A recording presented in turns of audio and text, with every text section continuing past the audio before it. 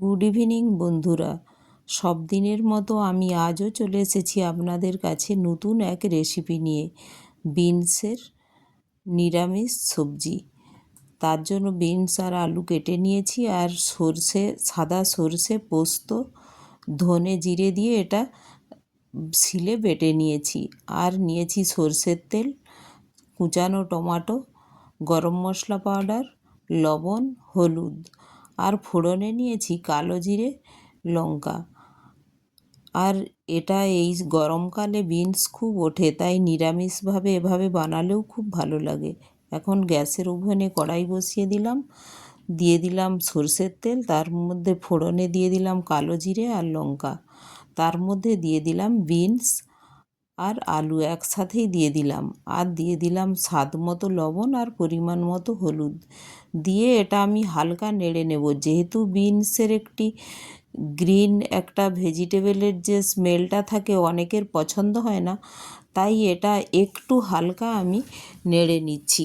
এটা হালকা নাড়ার পরেই এটা স্মেলটা আর থাকে না।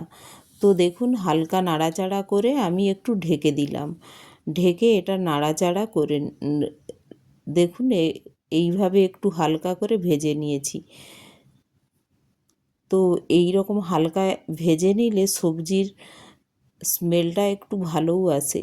এখন এর মধ্যে দিয়ে দিলাম টমাটো দিয়ে আমি নাড়াচাড়া করে এখন এর মধ্যে দিয়ে দেব যে সাদা সর্ষে, পোস্ত আর ধনে জিরে দিয়ে একটু পেস্ট করে রেখেছিলাম, ওটা দিয়ে দিলাম। আর দেখুন, এই রকম নিরামিষ রান্নায় একটু টমাটো দিয়ে রান্না করলে ভালোই লাগে।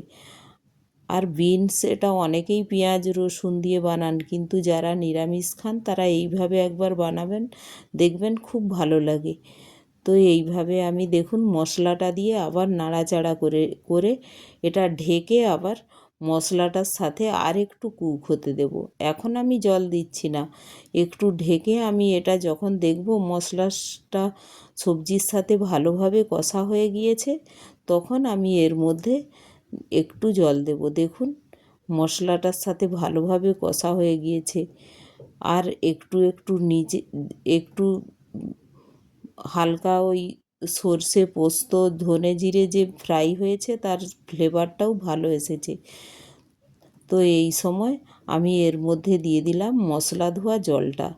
আমি আরও এক্সট্রা একটু জল অ্যাড করে দিলাম, কারণ এটা কুক হতে হবে তো। আর আমি এই সবজিটা শুকনোই বানাচ্ছি, যেহেতু নিরামিষ।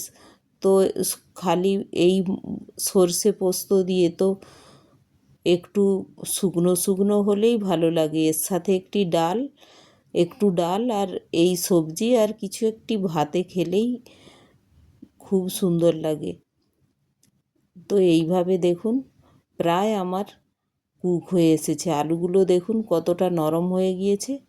তো এখন আমি ভালো করে নাড়াচাড়া করে আমি এর মধ্যে দিয়ে দেব, যেহেতু কুক হয়ে এসেছে, তখন লাস্টে এর মধ্যে দিয়ে দিলাম গরম মশলা পাউডারটা দিয়ে আমি ভালো করে সবজির সাথে পুরো মিশিয়ে নেব।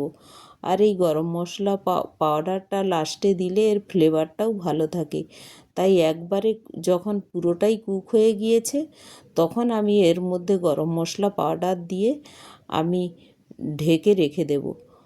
আর দেখুন এইভাবে পুরোটাই মশলার সাথে, গরম মশলার সাথে মিশে গিয়েছে এখন নাড়াচাড়া করতে। তো এখন আমি গ্যাসটাও বন্ধ করে দেব, আর ঢেকে আমি 2 মিনিটের জন্য রেখে দেব, যাতে গরম মশলার ফ্লেভারটা ভালোভাবে সবজির মধ্যে হয়ে যায়। তো ভালোভাবে যখন একটু 2 মিনিটের মতো গরম অবস্থায় আমি রেখে দেব। দেখুন আমি গ্যাসটা বন্ধ করে দিয়েছি, আর এটা ঢেকে আমি একটু রেখেও দিলাম। দেখুন 2 মিনিট পরে এসেছি, সবজিটা কত সুন্দর হয়েছে। তো অবশ্যই একবার বানিয়ে খাবেন। থ্যাংক